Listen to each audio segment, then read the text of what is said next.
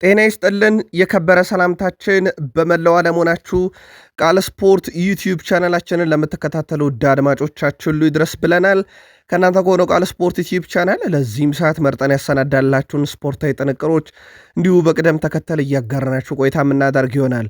እስከ ፕሮግራማችን ፍጻሜ ቆዩ። ላይክ፣ ሰብስክራይብ፣ ሼር ማድረግ ዛሬም እንዳይረሳ። ዛሬ በርከት ያሉ ጨዋታዎች በሊግ ደረጃ ይደረጋሉ። ቅድመ ግምታችሁን በሐሳብ መስጫ ሳጥናችን ላይ እንዲሁ ልታጋሩን ትችላላችሁ። ወደ ቤተሰቦቻችን በቃል ስፖርት ዩቲዩብ ቻናላችን በመረጃ ሰዓታችን ቆይታ ስታደርጉ አስቀደመን የተወሰኑ የአገር ቤት ጉዳዮችን እናነሳለን።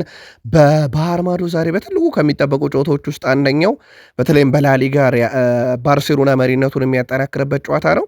ከዚህ ጋር በተያያዘ ሰፋ ያለ የቡድን ዜና ይዘናል። በሪያል ማድሪድ በኩል ለየት ያለ ግጥምጥሞሽ እናነሳለን። ከአውሮፓ ሻምፒዮንስ ሊግ ጋር በተያያዘ በርካታ መረጃዎችን ይዘናል። በቡድን ዜናም ለሪያል ማድሪድ ደጋፊዎች፣ ከዛ በዘለለ ውድ ቤተሰቦቻችን በአውሮፓ ታላላቅ ሊጎች በጣሊያን፣ በጀርመን፣ በፈረንሳይ ጨምሮ በርካታ መረጃዎችን በመካከለኛው ምስራቅ ይዘናል። አብራችሁን ቆዩ። በተወዳጁ የእንግሊዝ ፕሪሚየር ሊግ ወልቭስ ለማንቸስተር ዩናይትድ እና ለማንቸስተር ሲቲ ውለታ የሚሆን ለራሳቸው ደግሞ መጥፎን ታሪክ የሚቀርፉበትን ውጤት ነው ያስመዘገቡት፣ እንመለከተዋለን።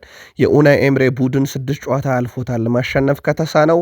ከዛ በዘለለ ውድ ቤተሰቦቻችን ለኒካስል ቀጣዮቹ ጨዋታዎች በጣም ከባድ ናቸው። በተለይም 5ቱን ጨዋታ እንመለከታቸዋለን። ከማንቸስተር ሲቲ ጋር በተያያዘ የሲቲ የመረጃ ሰዓታችን ላይ ከአንድ ተቋም ጋር በተያያዘ የወጣው መረጃ በጣም አነጋጋሪ ነው። ከዛ በዘለለ የቡድን ዜናና የዛሬውን የኢላንድ ሮድ ስቴዲየም ጨዋታ እናነሳለን። በርካታ መረጃዎችን ይዘናል። የሲቲም ደጋፊዎች እንዲሁ ሀሳብ አስተያየታችሁን እያጋራችሁን እስከ ፕሮግራማችን ፍጻሜ ቆዩ ብለናል። በቼልሲ የመረጃ ሰዓታችን የቡድን ዜና በስፋት እናነሳለን። ሊያም ሮዛኔር ስለ ቡድናቸው ያሉት ነገር አለ። ከዛ በዘለለ ደግሞ ከቼልሲ ጋር በተያያዘ የፊት መስመር አጥቂውን እናነሳለን። በሳምንቱ ትልቅ ጨዋታ አለ። ከዛ ውጭ የዝውውር መረጃንም በስፋት ይዘናል። ከሊቨርፑል ጋር በተያዘ ከክለቡ የሚለቁ ተጫዋቾችን በተመለከተና የለቀቁ ተጫዋቾች እንዳሉ አረጋግጠናል። የቡድን ዜና በዛው አያይዘን እናነሳለን። የዛሬው የሊቨርፑል ጨዋታ በደረጃ ሰንጠረዡ ላይ ራሱን የቻለ ትልቅ ለውጥ ስለሚኖረው በትልቁ ይጠበቃል። የሊቨርፑልም ደጋፊዎች ቅድመ ግምታችሁን እያጋራችሁን ቆዩን። ማንቸስተር ዩናይትድ ካሪክ በአሰልጣኝነት በጊዜያዊ አሰልጣኝነት ሲቀጥረው የ11 ነጥብ ልዩነት ነበረው ሶስተኛ ከነበረው ቡድን። አሁን ግን በደረጃ ሰንጠረዥ ያንን ቡድን የሚበልጥበት እድል ተፈጥሯል። የዩናይትድን የቡድን ዜና እናነሳለን። ከዝውውር ጋር በተያያዘ በርካታ መረጃዎችን ለዩናይትድ ደጋፊዎች ይዘናል። የማንቸስተር ዩናይትድም ደጋፊዎች ሀሳብ አስተያየታችሁን እያጋራችሁን አብራችሁን ቆዩ። በአርሰናል የመረጃ ሰዓታችን የሚኬል አርቴታን ቡድን በተመለከተ ጄሚ ካራገር ለየት ያለ ሀሳብ ነው ያነሳው። ከዛ በዘለለ የአርሰናልን የ4 ዋንጫ ጉዞ እንመለከተዋለን። ቢጠሉኝም እኔ ግን ለአርሰናል መልካም ምኞት አለኝ የሚልም ሰው መጥቷል። የአርሰናል የቡድን ዜና አጥቂውን ጊዮኬሬሽ፣ አማካዩን ራይስ በተመለከተና ከጉዳት ስለተመለሱ ተጫዋቾች እንዲሁም አርሰናልን በቀጣይነት ይለቃሉ ስለተባሉ ተጫዋቾች ተጨማሪ መረጃዎችን ይዘናል። ሚኬል አርቴታ አንድ ጉዞንም ማድረግ እንደዚሁ እንደሚሹ ተናግረዋል። ከዛ በዘለለ ውድ ቤተሰቦቻችን በቡድን ዜና በርካታ መረጃዎችን ለአርሰናል ደጋፊዎች ይዘናል። እስከ ፕሮግራማችን ፍጻሜ ቆዩ። ላይክ፣ ሰብስክራይብ፣ ሼር አድርጉን። በሐሳብ መስጫ ሳጥናችን ላይ ለምትልኩልን ሐሳብ አስተያየቶች እጅግ አድርገን እናመሰግናለን። በተለይም ዛሬ በሚደረጉ ጨዋታዎች ዙሪያ ቅድመ ግምታችሁን ልትልኩልን ትችላላችሁ። ቃል ስፖርት ዩቲዩብ ቻናል መረጃዎቹን እያጋሯችሁ እኔ ቃል ነኝ። አብራችሁን ቆዩ። የኢትዮጵያ ፕሪሚየር ሊግ 2 ጨዋታዎች ለዛሬ በሂደር ይቆዩ ያልናቸው ነበሩ። 2 ጨዋታዎች፣ አንደኛው የወልዋሎ አዲግራት ዩኒቨርሲቲ እና የፋሲል ከነማ ጨዋታ ነበረ። ጨዋታው በወልዋሎ አዲግራት ዩኒቨርሲቲ 2-1 አሸናፊነት ተጠናቋል።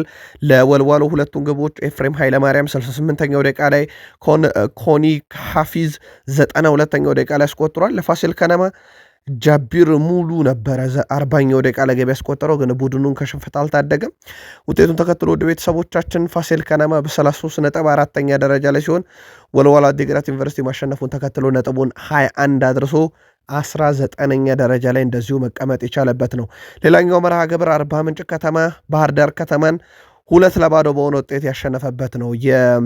አርባ ምንጭ ከተማን 2 የማሸነፊያ ግቦች ቡጣቃ ሸመና 19ኛው ደቂቃ ላይ፣ ይድነቃቸው ያሲን 31ኛው ደቂቃ ላይ ኳስና መረብን ማገናኘት ችለዋል። ውጤቱን ተከትሎ ውድ ቤተሰቦቻችን ባህር ዳር ከተማ 27 ነጥብ ላይ ቀርቷል። በጊዜው 8ኛ ነው።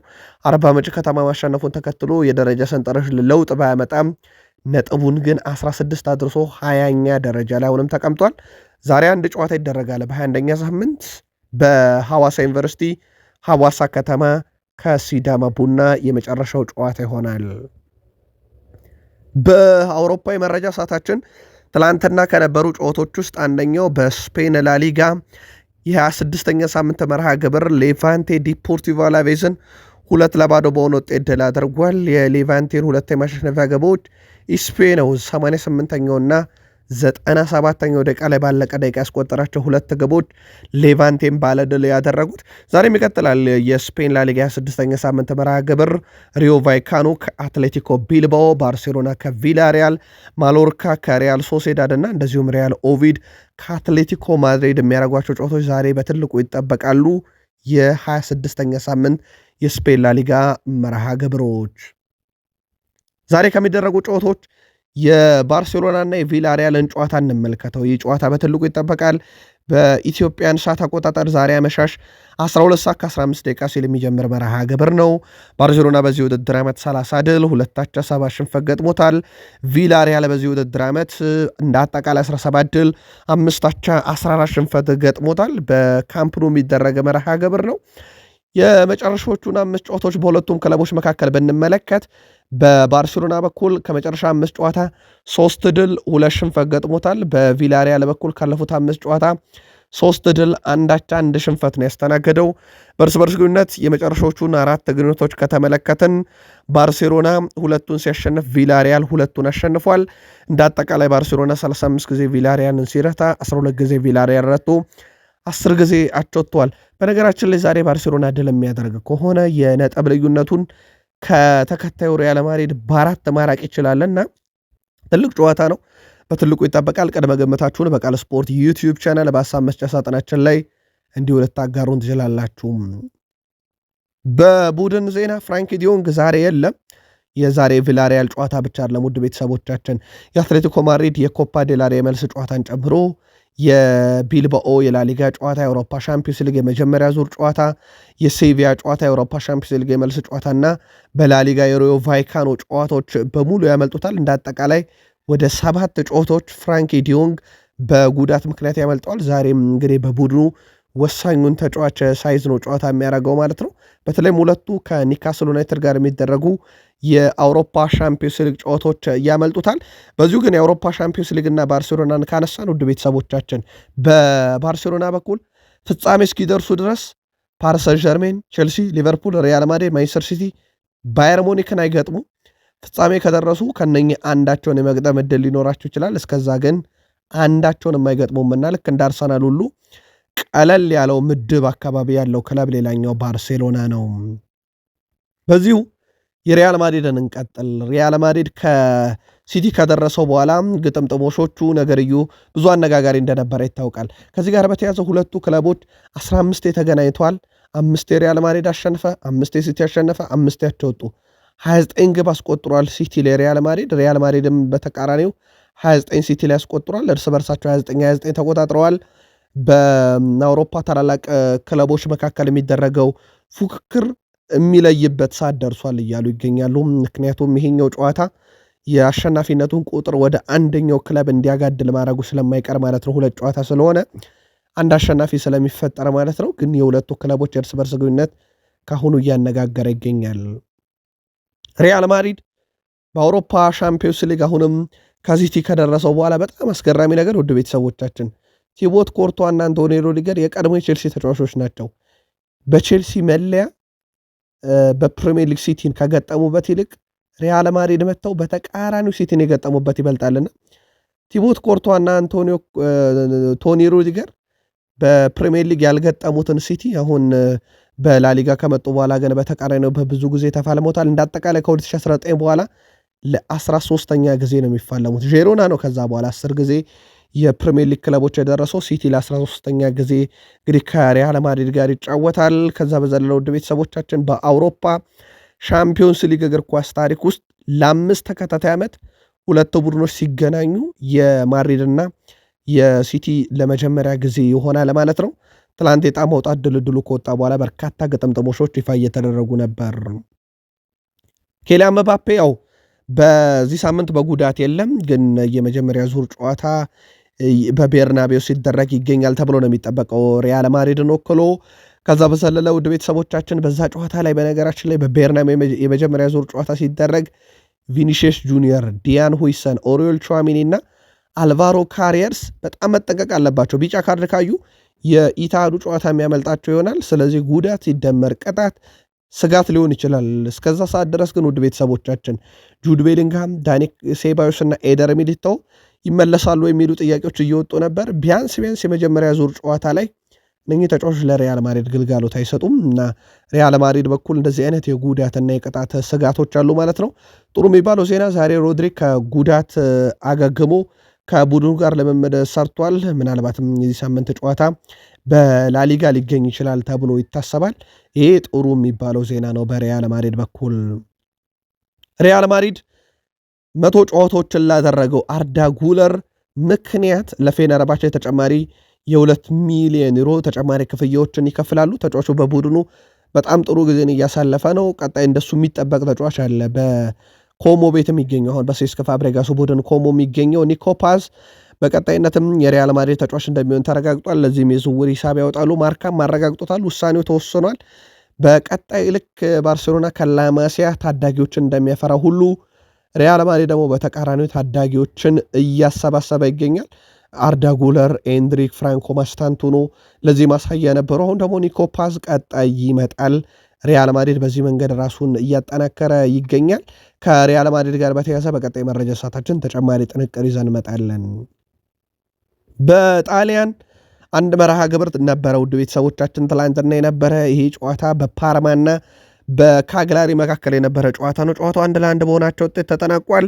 በጨዋታው ለባለሜዳው ፓርማ ኦረስቲያኖ ነው 83ኛው ደቂቃ ላይ ያስቆጠረው። ካግላሪ አስቀድሞ በፍሎሪንሾ ግብ 63ኛው ደቂቃ ላይ ይመራ ነበረ፣ ግን በስተመጨረሻም ጨዋታው 1-1 ተጠናቀቀ። ዛሬ ይቀጥላል የጣሊያን ሴሬ ኮሞ ከሊሴ፣ ቬሮና ከናፖሊ እና እንደዚሁም ኢንተር ሚላን ከጄኖዋ ጋር ጨዋታቸውን የሚያከናውኑ ይሆናል። በጣሊያን ሴሪ አብዛኛው ጨዋታ ነገ ነው የሚደረገው ውድ ቤተሰቦቻችን። በተለይም ነገ የሚደረጉ ጨዋታዎች ውስጥ አንደኛው በሮማና በዩቬንቱስ መካከል የሚደረገው ጨዋታ በትልቁ ይጠበቃል።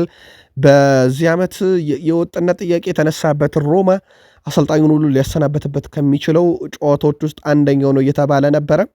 በዚህ ውድድር ዓመት ሁለቱ ክለቦች እንዳጠቃላይ በሮማ በኩል 34 በዩቬንቱስ በኩል 43 ግቦችን አስቆጥሯል። የ11 ግብ ልዩነት አካባቢ የ9 ግብ ልዩነት አካባቢ አለ።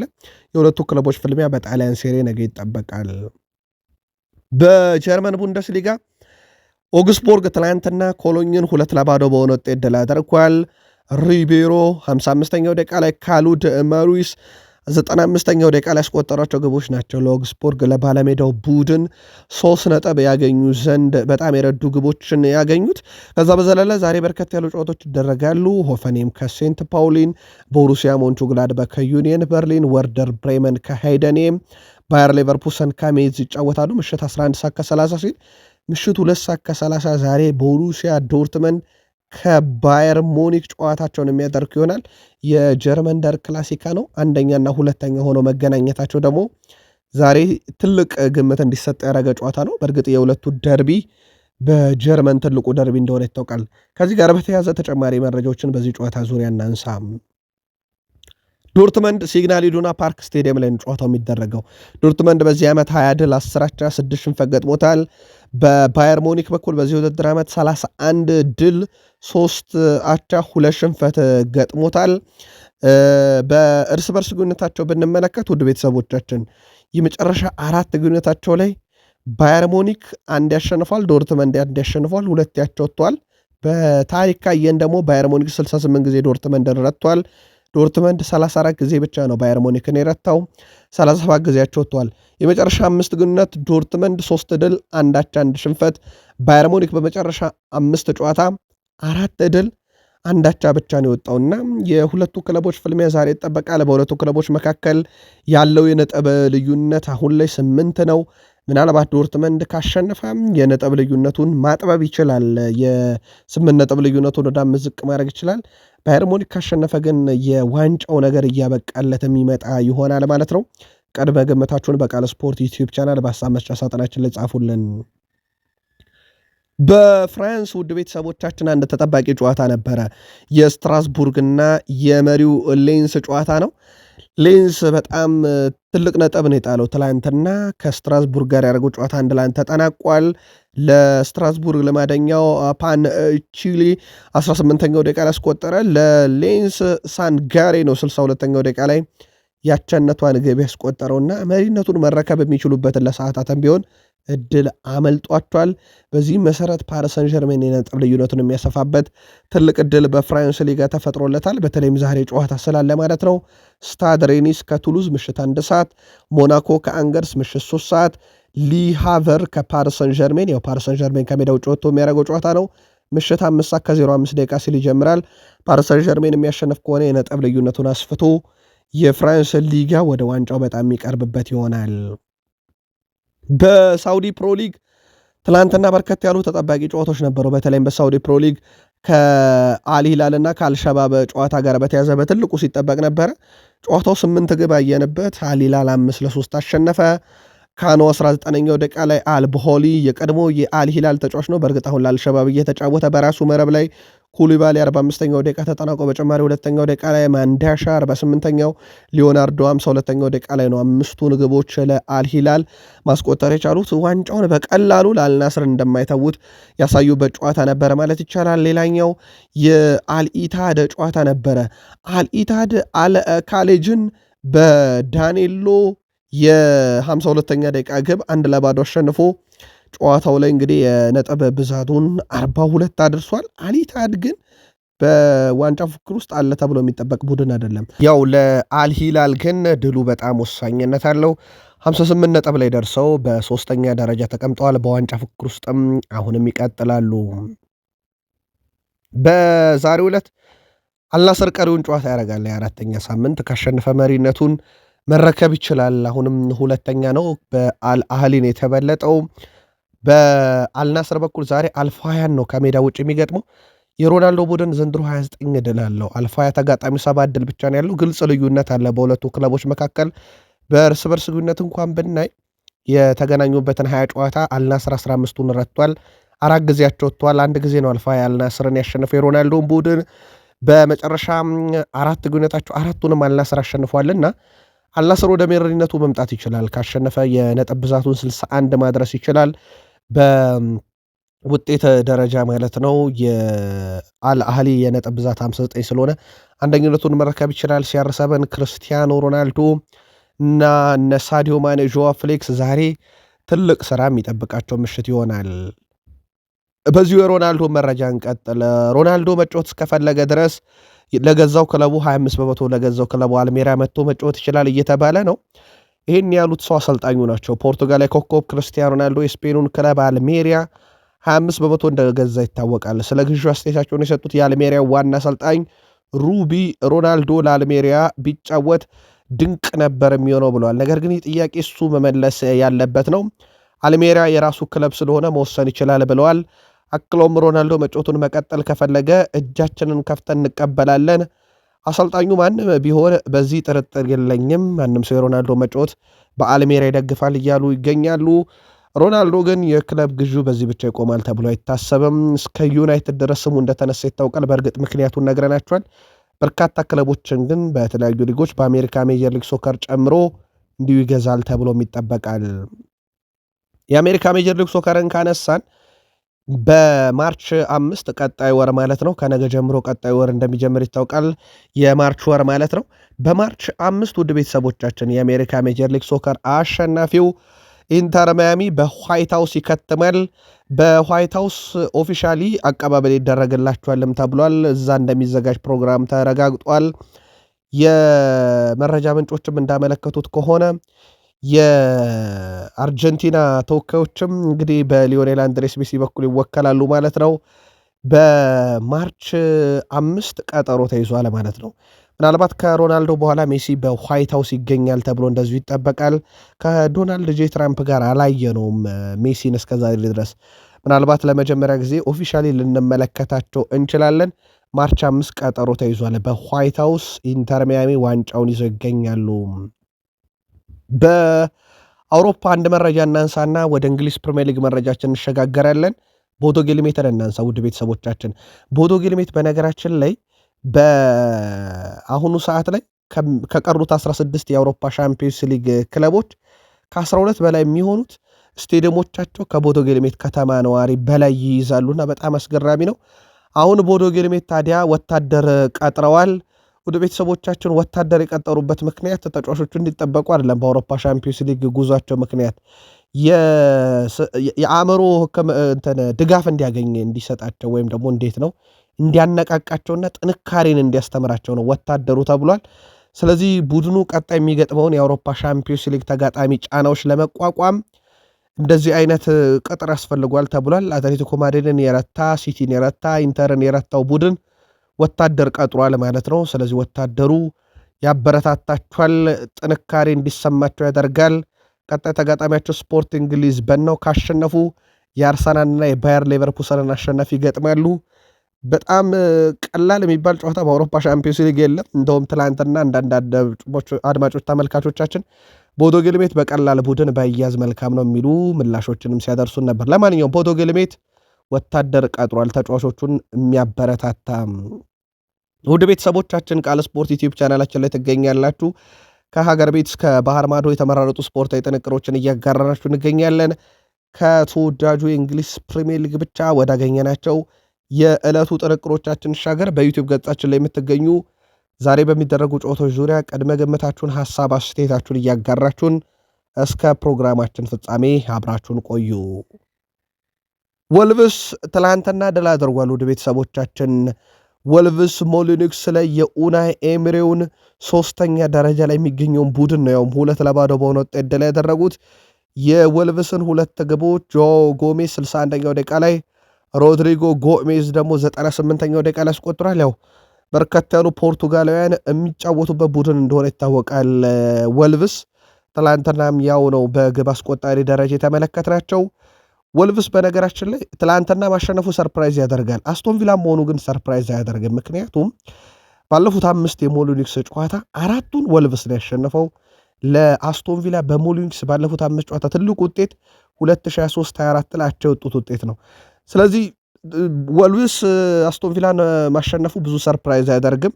ወልቭስ በዚህ ሰዓት ማሸነፉ ብቻ ነው ሰርፕራይዝ ሊያደርግ የሚችለው። በነገራችን ላይ ደርቢ ነው፣ ሚድላንድ ደርቢ ይባላል የወልቭስና የአስቶን ቪላ ጨዋታ። ስለዚህ ትላንትና ወልቭስ የሚድላንድ ወይም የዌስት ሚድላንድ ደርቢን ትላንትና ድል አድርጎ በፕሪሚየር ሊጉ መጥፎ ወራጅ ቡድን እንደማይሆን አረጋግጧል። ወልቭስ እያንዳንዱ ውጤት ለራሱ ይጠቅመዋል፣ ምንም ጥያቄ የለውም። በተቃራኒው ግን ሌሎች ክለቦችን ሲጠቅም ሁለቱ የማንቸስተር ከተማ ክለቦች የወልቭስ ተጠቃሚ ናቸው በዚህ ውድድር ዓመት። ለአብነት ያክል ወልቭስ ፌብራሪ 18 2026 ሮብ ምሽት ሞሊኒክስ ላይ ከአርሰናል ጋር 2-2 ወጣ። ለሲቲ በጣም ጠቃሚ ውጤት ነበረ። አሁን ደግሞ ወልቭስ ሞሊኒክስ ላይ አስቶን ቪላን አሸነፈ። ለዩናይትድ በጣም ጠቃሚ ነውና ሁለቱ ማንቸስተሮች የወልቭስ ውለታ አለባቸው ማለት ይቻላል። ወልቭሶች በውድድር ዓመቱ በሊጉ 2ኛ ድላቸውን ነው ሲያስመዘግቡ። በጨዋታው ላይ ጆ ጎሜዝ ደግሞ በጣም ድንቅ ተጫዋቻቸው ነበረ። ወልቭስ የደርቢ ካውንቲን ሪከርድ በማሻሻል መጥፎ ወራጅ ቡድን እንደማይሆን ተረጋግጧል። 10 ጨዋታ እየቀሩ 13 ነጥብ ላይ ደርሷል። ስለዚህ ወልቭስ ይተርፋል አይደለም ጉዳዩ፣ መጥፎ ወራጅ ይሆናል በሚለው ነበር። ግብ ጠባቂው መጥፎ ወራጅ አንሆንም ባለው መሰረት መጥፎ ወራጅ ላለመሆን ያደረጉት ጥረት የተሳካ ይመስላል። የኡናይ ኤምሬ ቡድን አስቶን ቪላ ግን ባለፉት 6 ጨዋታ ድል ማድረግ አልቻለም። አንዱን ብቻ ነው እንግዲህ ማሸነፍ የቻሉት፣ አንዱን ብቻ ነው። ከ6ቱ ጨዋታ በ5ቱ ድል ማድረግ አልቻለም። አስቶን ቪላ ኦገስት 2022 ስቴቨን ጄራርድ ቡድን እየመራ በዌስትሃም 20ኛ ደረጃው ላይ ባለ ቡድን ከተሸነፈ በኋላ ለመጀመሪያ ጊዜ ትላንትና ሽንፈት ገጥሞታል። በፕሪሚየር ሊጉ ሌላ የሚጠበቅ አንድ ቡድን አለ፣ ኒውካስል ዩናይትድ የኤዲያው ቡድን ነው። በጣም ከባድ ሳምንትን ያሳልፍ ዘንድ እድል የወሰነችበት ክለብ ሆኗል። የኤዲያው ኒውካስል ቀጣይ በማርች ወር ከማርች 4 ጀምሮ ውድ ቤተሰቦቻችን ወይም ከቀጣዩ ሳምንት ጀምሮ በሳምንቱ አጋማሽ ከሚደረጉ ጨዋታዎች ውስጥ አንደኛው ነው። ማርች 4 ኒውካስል ዩናይትድ ከዩናይትድ ይጫወታሉ። ከዛ በኤፍኤ ካፕ ሲቲን ይገጥማሉ። ከዛ በፕሪሚየር ሊግ ጨዋታ ስለሌለ ኤፍኤ ካፕ ማርች 7 ቅዳሜና እሁድ ጨዋታዎች በኤፍኤ ካፕ ከተደረጉ በኋላ በሻምፒዮንስ ሊግ በሳምንቱ አጋማሽ በሳምንቱ ዩናይትድን በገጠሙ ሳምንት ባርሴሎና ጋር የመጀመሪያ ዙር ጨዋታ በሴንት ጄምስ ፓርክ ስቴዲየም፣ ከዛ መልሰው በፕሪሚየር ሊጉ ቼልሲን ይገጥማሉ። ከዛ መልሰው የመልስ ጨዋታ ከባርሴሎና ጋር በካምፕ ነው ያደርጋሉና እኛ 5 ጨዋታዎች አይደለም ለኒውካስል የትኛውም ዓለማችን ላይ ላለ ቡድን በጣም ከባድ አይነት መርሃ ግብሮች ናቸው። የኢዲያው ቡድን እንዴት ይወጣዋል የሚለው በትልቁ ይጠበቃል። በዛ ላይ ጉዳቶችም አሉባቸው። ከዚህ ጋር በተያያዘ ኢዲያው ትላንትና በጋዜጣዊ መግለጫ ላይ ስለ እነኚህ ድልድሎችና ስለ አውሮፓ ሻምፒዮንስ ሊግ ተጠይቆ ነበረ። ዋናው ከሲቲ እንኳን የማልደረሰን ብለዋል። ሲቲ ለሳቸው ቡድን ጌታ ሆኖባቸዋል፣ በእግር ኳሳዊም ጉዳይ ማለት ነው። በተደጋጋሚ እየረታቸው እንደሆነ ይታወቃልና ልክ ከባርሴሎና ሲደርሳቸው ዋናው ከሲቲ ያለመሆኑ ነው ማለታቸው በጋዜጣዊ መግለጫ ላይ በተመለከተ በቃል ስፖርት ዩቲዩብ ቻናል የትላንት መረጃችን ላይ ያካተነው ነበረ። ሲቲ የሰሞኑ የክሱ ጉዳይ ብዙ ውዝግብ ከፈጠረ በኋላ አሁን ደግሞ በቀልድ መልክ አንዳንድ ተቋማት መረጃ ማውጣት ጀምሯል። ለአብነት ያክል አንድ ፒዛን የሚሸጥ ተቋም ሲቲ ክስ ከተከሰሰ ጀምሮ ወይም ምርመራ ከተከፈተበት ጀምሮ ሲቲ ሳይፈረድበት 95 ሚሊዮን ፒዛ ሸጫለሁ ብሏል። ማንቸስተር ሲቲ ከዓመታት በፊት የቀረበበት የ115 የፋይናንሻል ፌር ፕሌይ ክሶች ጉዳይ እልባት እንዳልተሰጠው ይታወቃል። የላሊጋው ፕሬዚዳንት ሃቪየር ቴባዝ ሲቲና ፕሪሚየር ሊጉን ወቅሰውን እንደነበረ ይታወቃል። ሲቲ አጭበርባሪው ቡድን ነው፣ ፕሪሚየር ሊጉ የማይቀጣው ቡድን ነው ብለው ማለት ነው። ከዚሁ ጋር በተያያዘ በእንግሊዝ ታዋቂ የሆነው የፒዛ መሸጫ ተቋም በማህበራዊ ትስስር ገጹ ላይ እነሆ ሲቲ ክስ ተከሶ ሳይፈረድበት እኔ 95 ሚሊዮን ፒዛዎችን ሸጫለሁ ብሏል። የማንቸስተር ሲቲን ክስ በተመለከተም ከቀናት በፊት የሊጉ ኃላፊ ሪቻርድ ማስተርስ ተጠይቀው ምንም የምለው ነገር የለም፣ 3 ዓመት ሙሉ አልተናገርኩም፣ አሁንም አልናገርም ማለታቸው ይታወቃል። የህግ ሂደቱን በተመለከተ እስካሁን የወጣ ይፋ መረጃ የሌለ ሲሆን ይህም በቃል ስፖርት ዩቲዩብ ቻናል የተረጋገጠ ነበረ። የሌለ ሲሆን ታማኝ የመረጃ ምንጮችም ቢሆኑ በጉዳዩ ላይ ያሉት ነገር የለም። ምክንያቱም ጉዳዩን የያዘው ተቋም ያለው ነገር ስለሌለ። ከዚህ በፊት ዘ አትሌቲክ ባወጣው ዘገባ ማንቸስተር ሲቲ ከገንዘብ ቅጣት የከፋ ነገር ላያጋጥመው ይችላል የሚል መረጃ ዘ አትሌቲክ አውጥቶ ነበረ። ከሰሞኑ ማጓየር የተባለ የፋይናንስ ኤክስፐርት ደግሞ የለም የዘ አትሌቲክ መረጃ አልስማማበትም፣ በህጉ መሰረትማ ነጥብም ሊቀጣ ይችላል ብሎ ነበረ። የዚች የማጓየር ንግግር ነበረች ሚዲያው ላይ ትልቁ ዝግብ ፈጥራ የነበረው። ያው በቃል ስፖርት ዩቲዩብ ቻናል ከታማኝ ምንጮቻችን አረጋግጠን አውጥተናል። ዘ አትሌቲክ ግን ከገንዘብ በላይ ላይቀጡት ይችላሉ እያለ ነው። በነገራችን ላይ ይሄ ቆየት ያለ መረጃ ቢሆንም ለሲቲ ደጋፊዎች ለማስታወስ ያክል ነው።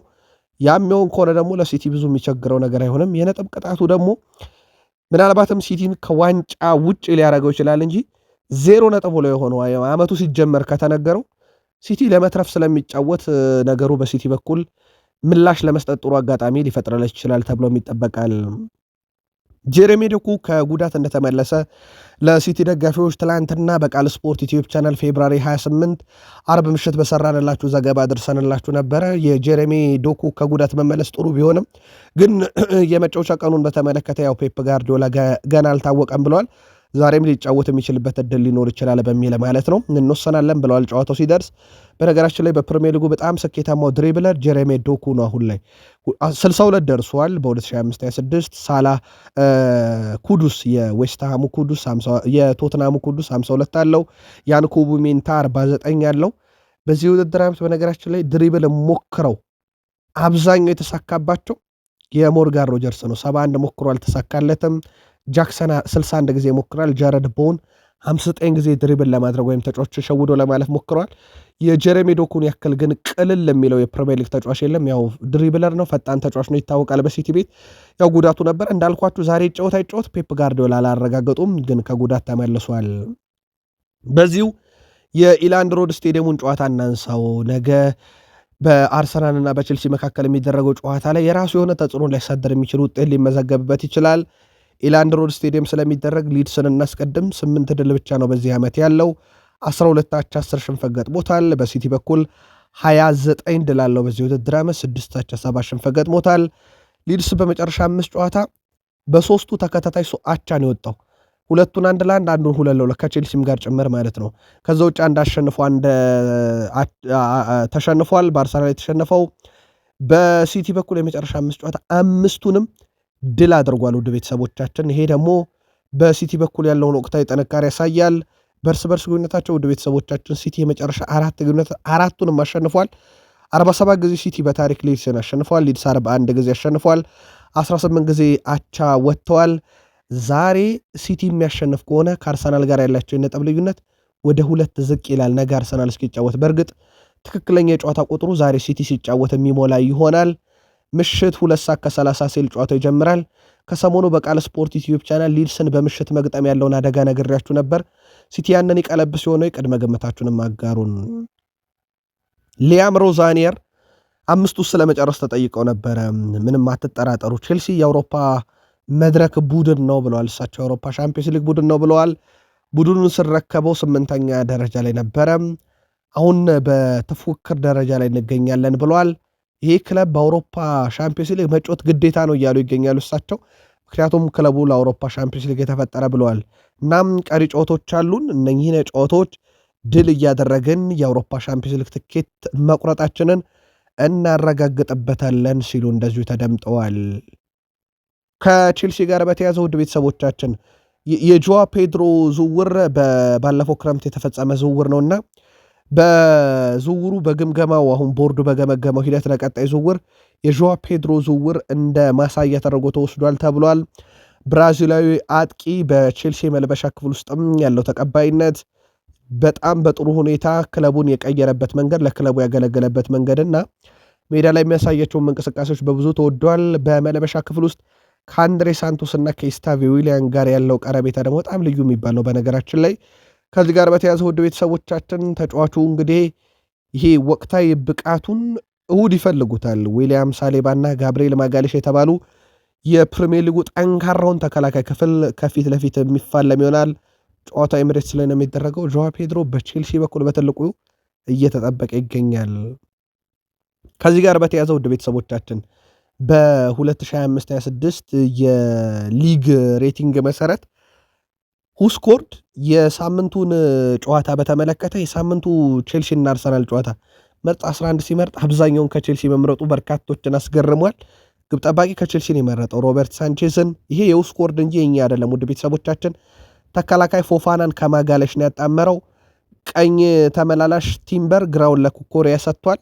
እዚጋ ባላንስ ይመስላል። 2 ከአርሰናል 2 ከቼልሲ ተመርጠዋል። ተከላካይ አማካኝ ክፍሉ ላይ ካይሴዶ ከቼልሲ፣ ዙቤሜንዱና ራይስ ከአርሰናል ተመርጠዋል። አጥቂ ክፍሉ ሳካ ብቻ ነው ከአርሰናል የተመረጠው። ዦዋ ፔድሮ እና ፔድሮ ኔቶ ከቼልሲ ተመርጠዋል። በዚህ ዝርዝር ውስጥ እንደምታዩት ቼልሲ 6 ሲያስመርጥ አርሰናል 5 አስመርጧል። በውድድር ዓመቱ በተሰጣቸው ሬቲንግ ምክንያት ነው ይህንን መርጫለሁ የሚለው ሁስኮርድ ነው። የእናንተ ከዚህ የተለየ ከሆነ ገለ በቃል ስፖርት ዩቲዩብ ቻናል ሀሳብ መስጫ ሳጥናችን ልላኩልን። ቼልሲ በእንግሊዝ ፕሪሚየር ሊግ ካሉ ክለቦች ውስጥ ለየት የሚያደርገው ነገር በተለይም በአዲሱ አስተዳደር ስር ከገባ በኋላ ከሩሲያው ባለሀብት ከሸጡት በኋላ ማለት ነው ቡድኑ በርካታ ዝውውሮችን ይፈጽማል። ካመጣቸው ውስጥ የጋርናቾ እህል ውሃ ሊጠናቀቅ ከጫፍ ደርሷል። 6 ግብ በ29 ጨዋታ በሲዝኑ ለሰማዮቹ አለው። የዚህ ተጫዋች ብቻ አይደለም በነገራችን ላይ የበርካታ ኮከቦቹ ቆይታ በቼልሲ ቤት ይጠናቀቃል ተብሎ ይታሰባል። ለአብነት ያክል የኒኮላስ ጃክሰንም ይጠናቀቃል ተብሎ ነው የሚታሰበው። የኒኮላስ ጃክሰን የሳውዲ አረቢያ ክለቦች አይን ውስጥ ገብቷል እየተባለ ይገኛል። ስለዚህ ተጫዋቹ መልቀቁም አይቀርም። ምክንያቱም ባየር ሙኒክ ተጫዋቹን እንደማያስፈርመው እያደረገ ያለው ነገር ያሳያል። ተጫዋቹን እያጫወቱ አይደለም። ምክንያቱም ካጫወተው የጨዋታ ድምር ብዛት በባየር ሙኒክ እንዲቆይ ስለሚያስገድዳቸው ማለት ነው። ይህም ተጫዋች ክለቡ ይለቃል ተብሎ ይታሰባል።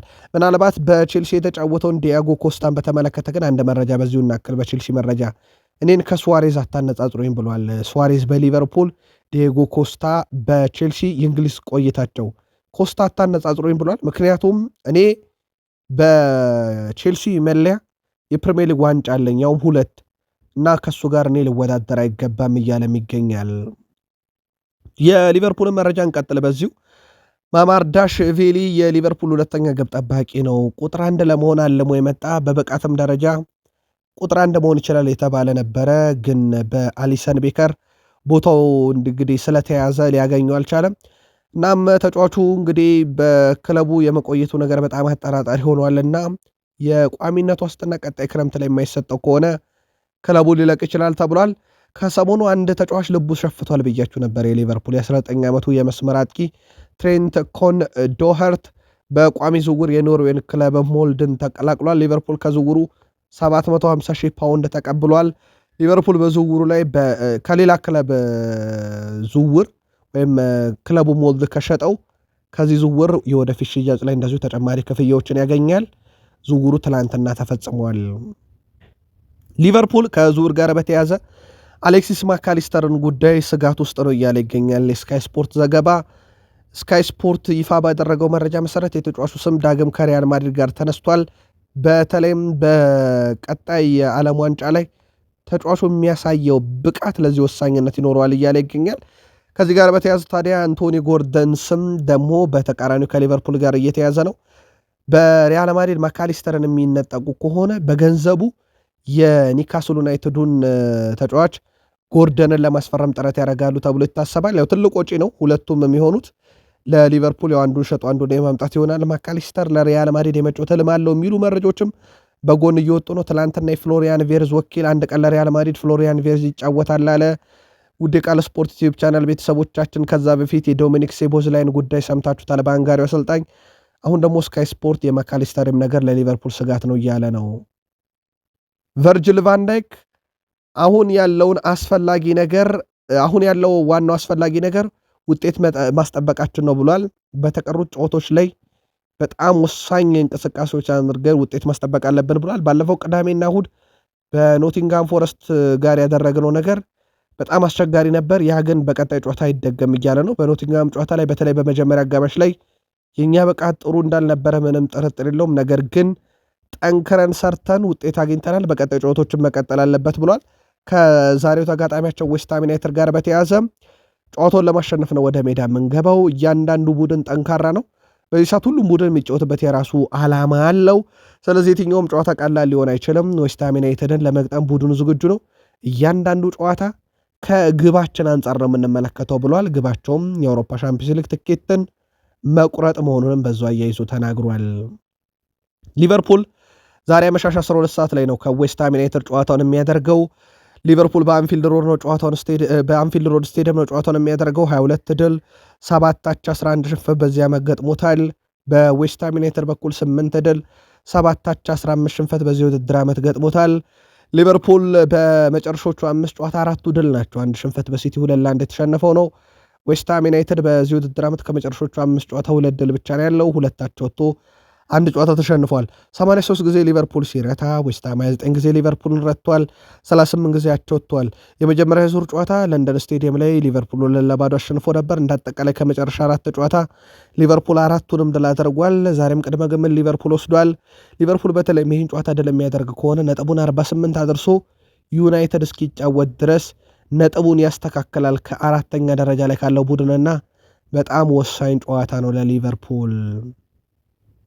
ማንቸስተር ዩናይትድ ካሪክን አሁን ሲሾም ማለት ነው ሩበን አሞሪም አባሮ ከዛ በኋላ ከዳረን ፍሌቸር ጊዜያዊ ጨዋታዎችን መርቶ ካሪክን እስከ ውድድር ዓመቱ መጨረሻ ሲሾም በዩናይትድ እና ሶስተኛ ደረጃ በነበረው አስቶን ቪላ መካከል የ11 ነጥብ ልዩነት ነበረው። ውድ ቤተሰቦቻችን ይህን የ11 ነጥብ ልዩነት 3 አደርሰውት ነበረ ማይክል ካሪክ ቡድኑን እየመሩ። አሁን ደግሞ ጭራሽ 0 አድርገው በግብ ክፍያ በልጠው ሶስተኝነትን መረከብ የሚችሉበት አጋጣሚ ተፈጥሯል። ያው ትላንትና የኡናይ ኤምሬ ቡድን መሸነፉን ተከትሎ ማለት ነው። ከዚህ ጋር በተያዘ ማይክል ካሪክ የአውሮፓ ሻምፒዮንስ ሊግ ቦታን ሲጠየቁ ሁላችንም ያንን ቦታ እንፈልገዋለን፣ ነገር ግን ዋስትናችን ጨዋታ ማሸነፍ ብቻ ነው፣ ከዛ በዘለለ ታሪክ ዋስትና የሆነንም እያንዳንዱን ጨዋታ እያሸነፍን ያንን ቦታ እናስጠብቃለን ባሉ ይሄን ንግግር በተናገሩ በሰዓታት ውስጥ ነው አስቶን ቪላ የተሸነፈላቸውና ለዩናይትድ ነገሩ ቅልል ያለ ሆኗል። በተለይም በኦልትራፎርድ ክሪስታል ፓላስን ድል ካደረገ ዩናይትድ ሶስተኛ ደረጃ ላይ መቀመጥ ይችላል።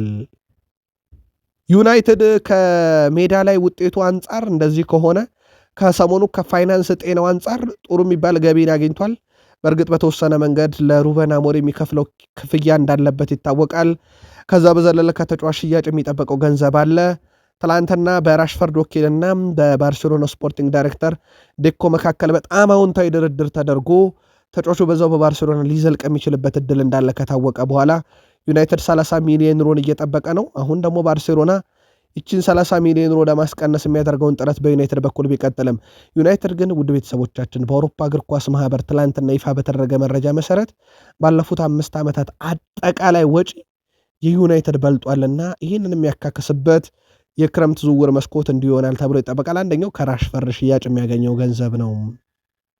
ማንቸስተር ዩናይትድ 3 ተጫዋቾች ከፕሪሚየር ሊግ ሽልማት ተበርክቶላቸዋል። ካሜሩናዊ ተጫዋች ብራያን ቤሞ 50 የፕሪሚየር ሊግ ጎሎችን ማስቆጠሩን ተከትሎ ከሊጉ ሽልማት አግኝቷል። ካዜሜሮና ማቲያስ ኩኛ በበኩላቸው 100 ጨዋታ ላይ መድረሳቸውን ተከትሎ ከሊጉ በብር የተለበጠ ሜዳሊያ ተቀብለዋል።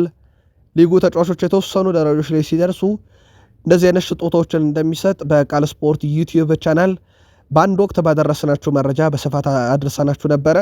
ከዚህ ጋር በተያዘ ነው እንግዲህ የማንቸስተር ዩናይትድ ተጫዋቾችም በዚህ ሽልማት ውስጥ የተካተቱት። የብራያን ቤሞ 50 የፕሪሚየር ሊግ ግቦች ውስጥ እንግዲህ ለዩናይትድ ዘንድሮ ከ10 በላይ ፕሪሚየር ሊግ ግቦች ላይ መድረሱ ይታወቃል። እነኚህ ግቦች ዩናይትድን እንዴት እንደጠቀሙት ይታወቃል። በአሲስትም ደረጃ 3 አካባቢ አሲስቶች አሉት። ለማንቸስተር ዩናይትድ ወሳኙ ተጫዋች አሁን ክሪስታል ፓላስ ላይ ግብ አስቆጥሮላቸው ሶስተኝነትን ይሻሉና በዚህ ሳምንትስ ምን አይነት ተጽዕኖ ይኖራል ተጫዋቹ? በቃል ስፖርት ዩቲዩብ ቻናል በዩቲዩብ ገጻችን የምትገኙ ዩናይትድ ደጋፊዎች የእሁዱ ጨዋታ ዙሪያ መልከታችሁን አጋሩን። የማንቸስተር ዩናይትዱ ግብ ጠባቂ ሴን ላመንስ በፕሪሚየር ሊጉ እያሳየ ባለው ድንቅ ብቃት እንግዲህ ደስተኛ መሆኑን ተናግሯል። ከማንቸስተር ዩናይትድ ፋውንዴሽን ጋር ተያይዞ ቆይታ ያደረገው ቤልጂየማዊ ግብ ጠባቂ ኳሶችን ማዳን ስራዬ ነው ሲል ተደምጧል። የጀርመናዊ ግብ ጠባቂ ማኑኤል ኑዌር አድናቂ እንደሆነ ከሰሞኑ መናገሩ ይታወቃል። አሁን ላይ አንድሬ ኦናና ውድ ቤተሰቦቻችን ይሄ ኢማኑኤል ኑዌርን እያደነቀ ያደገ በአንትዋርፕ ከ177 በላይ ኳሶችን በዓመት አድኖ የመጣ በዩናይትድ ከ21 ጨዋታ 2 ብቻ ተሸንፎ በዩናይትድ ምርጡ የግብ ዘበ መሆኑን ያሳየው ተጫዋቹን ሴን ላመንስን ለመፎካከር ዝግጁ ነኝ እያለ ይገኛል። ከሰሞኑ ይሄ መረጃ ከወጣ በኋላ በቃል ስፖርት ዩቲዩብ ቻናላችን በዩቲዩብ ገጻችን ብቻ ለዩናይትድ ደጋፊዎች መረጃውን አድርሰን በሀሳብ መስጫ ሳጥናችን ላይ በርካታ ዩናይትድን ሲቃወሙት ነበረ። ለማንኛውም 23 ዓመቱ ግብ ጠባቂ በግል በማንቸስተር ዩናይትድ በጣም ደስተኛ ነኝ ሲል ተደምጧል። በዩናይትድ በኩል የተወሰኑ የቡድን መረጃዎችን ለማድረስ የሌሳንድሮ ማርቲኔዝን መመለሻ ጉዳይ ያው ትላንትና በዩቲዩብ ገጻችን እንዳደረስናችሁ የቀናት ጉዳይ ብቻ ነው ብሏል ማይክል ካሪክ። ከዚህ ጋር በተያዘ ግልጽ ያለ ቀን አልተቀመጠለትም። ከሜሰን ማውንትን ጋር በተያዘ ውድ ቤተሰቦቻችን ልምምድ ሰርቷል። ምናልባት የተወሰኑ ደቂቃዎችን ሊያገኝ የሚችልበት እድል አለ የእሁዱ የክሪስታል ፓላስ ጨዋታ ላይ። ያው እንዳልኳችሁ ትላንትና በዩቲዩብ ገጻችን እንዳሰራጭንላችሁ መረጃ የዚህ ተጫዋች የሜሰን ማውንት በዩናይትድ ደጋፊዎችም ብዛም በጉጉት የሚጠበቅ ተጫዋች አይደለም። በብቃት ደረጃ ሳይሆን ያው በጉዳቱ ምክንያት ብዙም ኢፌክቱ ስላልታየ ማለት ነው። የሌሳንድሮ ማርቲኔዝ ግን በትልቁ ሲጠበቅ ነበረ። ምናልባትም በማርች አጋማሽ በፊት ወደ ሜዳ ተመልሶ ለዩናይትድ ግልጋሎት ይሰጣል ተብሎ ይታሰባል። ምናልባት ለዩናይትድ ደጋፊዎች በዩቲዩብ ገጻችን ለምትገኙ አንድ መረጃ መጨመር ያክል አማድ ዲያሎ በፕሪሚየር ሊጉ ታሪክ ምርጦቹ የዩናይትዶቹ ዋይኔ ሩኒ፣ ክርስቲያኖ ሮናልዶ እና ሶስተኛ ጥቀስ ካልከኝ የአርሰናሉ ቴሪ ዳንኤል ሆነሪ ሲል ምርጫውን አስቀምጧል። ጄሚ ካራገር ብዙ የሚላቸው ነገሮች አሉ። አብዛኞቹ የሚላቸው ነገሮች ደግሞ በእግር ኳሱ ቤተሰብ ዘንድ ፈገግ የሚያስብሉ ወይ ራሱን የሚያስተቹና ወይ ፈጽሞ የሚናደዱበትን ሀሳብ ሲያቀርብ እናውቃለን። ከሰሞኑ ትንሽ ተለሳልሷል። አሁን የአውሮፓ ታላላቅ ክለቦች እንደ ማይክል አርቴታ አይነት አሰልጣኝ የሚመኙበት ዘመን ደርሷል። አንደኛው ቼልሲ ነው ብሏል። ከዚህ በፊት የበቁ አሰልጣኞችን ያመጡ የነበሩ ክለቦች አሁን ግን የአርሰናልን መንገድ ተከትለው ወጣትና በእግር ኳስ ዘመናቸው ውጤታማ የነበሩ ተጫዋቾችን ማምጣትን ይመርጣሉ። ለዚህ ደግሞ ማሳያው ሚኬል አርቴታ ነው ብሎ ሚኬል አርቴታን አወድሷል። በነገራችን ላይ ሚኬል አርቴታ የቼልሲ አሰልጣኞች ቢቀያየሩም ሊረቱት ያልቻሉት ሰው ሆኗል። ሊያም ሮዛኔርን ገና በመጡ በጥቂት ሳምንታት ውስጥ 2 የረቷቸዋል። ኤንዞ ማሬስካ፣ ማውሪሲዮ ፖቼቲኖ፣ ፍራንክ ላምፓርድ፣ ግራም ፖተር ትልቁ ውጤታቸው ከሚኬል አርቴታ ጋር አቻ ነው። ከዛ ውጪ የበላይነቱን እንደወሰደባቸው ይታወቃልና ጄሚ ካራገር ምናልባት ያነሳው ሐሳብ ውሃ የሚያነሳ ሐሳብ ነው ብላችሁ ታስባላችሁ? በቃል ስፖርት ዩቲዩብ ቻናል የምትገኙ የአርሰናል ደጋፊዎች አጋሩን። የአርሰናል የዘንድሮ የአራትዮሽ ዋንጫ ጉዞን እንመልከተው። በነገራችን ላይ ስፖርቲ ቲቪ የተባለ እንደ ስፔን ውስጥ የሚገኝ ትልቅ ተቋም የራሱን መልከታ አጋርቷል። አርሰናል ፕሪሚየር ሊጉን 62 በመቶ፣ ሻምፒዮንስ ሊግን 21 በመቶ፣ ካራባኦ ካፕን ዌምብሌ ላይ ከሲቲ ጋር ይጫወታል ፍጻሜ 56 በመቶ፣ የኤፍኤ ካፕ የአምስተኛ ዙር ደርሷል 22 በመቶ የማንሳት ንጻሬ ሰጥቶታል። ከዚህ ጋር በተያዘ ውድ ቤተሰቦቻችን የሰሜን ለንደኑ ክለብ አርሰናል በዚህ ዓመት በአራት ውድድሮች ጠንካራ ፉክክር እያደረገ እንደሆነ ይታወቃል። በአርሰናል በኩል አሰልጣኝ ሚኬል አርቴታ ትላንትና በዚህ ጉዳይ ላይ ሀሳባቸውን አጋርተው የአራትዮሽ ዋንጫ ማሳካት ምን ያህል ከባድ ነው የሚል ጥያቄ ቀርቦላቸው ነበረም። በቃል ስፖርት ዩቲዩብ ቻናል በዩቲዩብ ገጻችን በምሽት ካደረስናችሁ መረጃ ይህኛው አልተካተተም ነበረ። እሳቸው በምላሻቸው ከዚህ በፊት ያሳካ አካል አይታችኋል ወይ ብለው ነው ጥያቄ ያቀረቡላቸው ለጋዜጠኞች። አክለውም ከሌለ ምን ያህል ከባድ እንደሆነ ያሳያልና ከጨዋታ ጨዋታ መሄድና መጨረሻቸውን መጠበቅ ይሻላል። የኛንም የሌሎችንም ክለቦች ግን ምን ያህል ከባድ እንደሆነ ከዚህ በፊት ያደረገው ስለሌለ ማወቅ ይቻላል ብለዋል። በርካቶችም የአርሰናል ጉዞ ምናልባትም ከብዛቱ የተነሳም እዚህም እዛም ደስታ ይመጣል እንዳይሆን ስጋት አላቸውና የተወሰኑት ዋንጮቹ ላይ ብቻ ትኩረት ቢያደርግ እያሉ ነው። ግን ካራባኦ ካፕ ተወደደም ተጠላም ፍጻሜ ደርሶበታል። አርሰናል በራስ መተማመናቸውን ከፍ ሊያደርግ የሚችል አይነት ዋንጫ ሊሆን ይችላል። የዋንጫው ጥራት ከፍም ዝቅም ቢል ግን ዋንጫን ማብላት ቡድኑን ሊያነቃቀው ይችላል ተብሎ ይታሰባል። በዚህ ጉዳይ ላይ የአርሰናል የቃል ስፖርት ዩቲዩብ ቻናል በዩቲዩብ ገጻችን የምትገኙ ደጋፊዎች መልከታችሁን አጋሩን። ባለፉት 3 ዓመታት 28ኛ ሳምንት ሲደርስ አርሰናል 2022-23 69 ነጥብ ሰብስቦ ነበረ። ካሁኑ ነጥቡ በ8 ይልቃል፣ ግን ዋንጫ አልበላበትም። ያኔም 2023-24 64 ነጥብ ነበረው ከ28 ሳምንት በኋላ። ካሁኑ በ3 ነጥብ ይልቃል፣ ያኔም ዋንጫ አልበላበትም። አምና እንኳን 55 ነጥብ ነው፣ በጣም ዝቅተኛ ነው። ያው ሁለተኛውን ነው የጨረሰው። አርሰናል ሶስተኛውን ከፍተኛ ነጥብ ሰብስቧል ባለፉት 4 ዓመታት ውስጥ። ዘንድሮ ሲቀና የሆነው የሚለው ትልቁ ይጠበቃል። ከዚህ ጋር በተያያዘ ውድ ቤተሰቦቻችን ለቡድኑ እንግዲህ ቁልፍ ግልጋሎት ይሰጣሉ የተባሉት እነ ቪክተር ዮኬሬሽ በትልቁ ይጠበቃሉ። በፕሪሚየር ሊጉ 40 በላይ ሙከራዎችን አድርገው ከፍተኛ ጎል የማስቆጠር ንጻሬ ካላቸው ተጫዋቾች ግንባር ቀደም እንደሆነ ይጠቀሳል። ቪክተር ዮኬሬሽ በኢጎር ቲያጎ ይበለጣል። በ40 በላይ ሲደመሩ ኳሶች ላይ ቁጥሩ 40 መሆኑን የያዙልን። ከዛ በላይ ሙከራ ካደረጉት በኢጎር ቲያጎ ነው ኮንቨርሽን ሬቱ የሚበለጠው። የዚህም ተጫዋች ሚና በዚህ ዋንጫ ጉዞ ላይ በትልቁ ይጠበቃል። የአርሰናል ደጋፊዎች እንደምጠሉኝ ያውቃለሁ እያለ ነው ኢቫን ቶኒ፣ ግን እኔ ዋንጫ እመኝላችኋለሁ ብሏል። የአል ሂላሉ እንግሊዝ የፊት መስመር አጥቂ ኢቫን ቶኒ የዘንድሮ ዋንጫ አርሰናል እንዲያነሳ ምኞቱን መሆኑን ተናግሯል። የአርሰናል ደጋፊዎች ቢጠሉኝም አሁን ፕሪሚየር ሊጉ እንዲያሸንፉ እመኝላችኋለሁ ብሏል ኢቫን ቶኒ። ማንቸስተር ሲቲ ሁልጊዜ ሊጉን ሲያሸንፍ መመልከት አሰልቺ ነው፣ ሰልችቶኛል እኔ ራሱ እያለ ይገኛል እንግሊዛዊ ሰው ኢቫን ቶኒ። ውድ የቃል ስፖርት ዩቲዩብ ቻናል ቤተሰቦቻችን በዩቲዩብ ገጻችን የምትገኙ ወደ ፕሪሚየር ሊግ ስመለስ እንግዲህ በአንድ ቡድን ውስጥ የመጫወት ፍላጎት አለኝ ብሏል። ወደ ፕሪሚየር ሊግ የመመለስ እድል የማገኝ ከሆነ ዝግጁም ነኝ ብሏል። ባለፈው ዓመት እኔን ማስፈረም የሚፈለጉ ክለቦች ነበሩ፣ ነገር ግን ሳውዲ አረቢያ ደስተኛ ነኝ። እዚህ ያልጨረስኩት የቤት ስራ አለ፣ እሱን መከወን እፈልጋለሁ። ከዛ በኋላ ወደ እንግሊዝ እመለሳለሁ ብሏል። የዘንድሮ ዋንጫን ግን አርሰናል እንዲበላ ምኞቴ ነው፣ ሲቲ ሰልችቶኛል እያለ ይገኛል። በቡድን ዜና ዴክላን ራይስ በአርሰናል በኩል በዚህ ውድድር ዓመት በሁሉም መድረክ 21 ትልልቅ ግብ ዕድሎችን የፈጠረው ተጫዋች ነው። በለንደን ደርቢ ጨዋታ ይጠበቃል። ከሃቨርዝ ትላንትና ከቡድኑ ጋር ልምምድ ሰርቷል። ይሄ ለአርሰናል ጥሩ የሚባለው ዜና ነው። ትላንትና በቃል ስፖርት ዩቲዩብ ቻናል ፌብራሪ 27 አርብ ምሽት ባሰራጨነው መረጃ ልምምድ ከሰራ እናያለን ብለው ነበር። ልምምድ ሰርቷል፣ ሊገኙ ይችላል። ማክስ ዶማንም እንዳሉት ከ21 ዓመት በታች ቡድን ጨዋታ አድርጓል። 45 ደቂቃ ተጫውተዋል። ውድ የቃል ስፖርት ዩቲዩብ ቻናል ቤተሰቦቻችን በጨዋታው በኩል ተቀይሮ ወጥቷል። ከዛ በኋላ ሌላው በቡድን ዜና ልናነሳ የወደድ ነው ፔሮ ሄንካፔ ክርስቲያን ኖርጋርድን በተመለከተ ነው። የመጨረሻ ደቂቃን እያገኘ እንዳልሆነ ይታወቃል። ተጫዋቹ የዚህ ተጫዋች ቆይታ ነገር በጣም አጠራጣሪ ነው ተብሏል። ግን በተቀረው የውድድር ዓመት መጨረሻ ድረስ የቡድኑ ወሳኝ ተጫዋች ሆኖ መቀጠሉ ግን ምንም ጥርጥር የለውም። ከዚህ ጋር በተያዘ ለአርሰናል ደጋፊዎች አንድ መረጃ እንጨምር። የባየር ሌቨርኩሰኑ አሰልጣኝ ካስፐር ሆልማንድ ቡድናቸው ከአርሰናል ጋር በአውሮፓ ሻምፒዮንስ ሊግ ከተደለደለ በኋላ ማንም ሰው የማይፈልገው ቡድን ለእኛ ደርሶናል ብለዋል። ከአርሰናል ጋር በዚህ ሰዓት ማንም ሰው መጫወት አይፈልግም ብለዋል። በዚህ ውድድር ዓመት እነሱ በሚወዳደሩበት ሁሉም ዋንጫዎች ውድድሮች ላይ ይገኛሉ። በሻምፒዮንስ ሊጉ አንድ ጨዋታ እስካሁን አልተሸነፉም።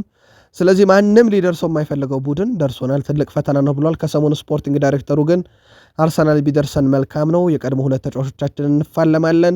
ከዛ ውጭ ከጀርመን ክለብ እርስ በርስ ከመፋለም ከጀርመን ውጭ መፋለም የተሻለ ነው ማለታቸውን በዩቲዩብ ገጻችን አድርሰናችሁ ነበረ። ሚኬል አርቴታ ደግሞ ያነሱት ነገር ውድ ቤተሰቦቻችን ከእንግሊዝ ውጭ ወጥተን በዱባይ ለተወሰነ ቀን ማረፍ እንፈልጋለን ብለዋል። ከዱባይ መልስ ብዙ ጊዜ አርሰናል ቀንቶታል እድል እናም ያንን ያሉ ይመስላል። ለማንኛውም እሳቸው ወደ ዱባይ ብናቀናና እንግዲህ ለተወሰኑ ቀናት እዛ ብናርፍ መርጣለሁ እያሉ ነው። ቀን ከተገኘን ሞክርበታለን ብለዋል።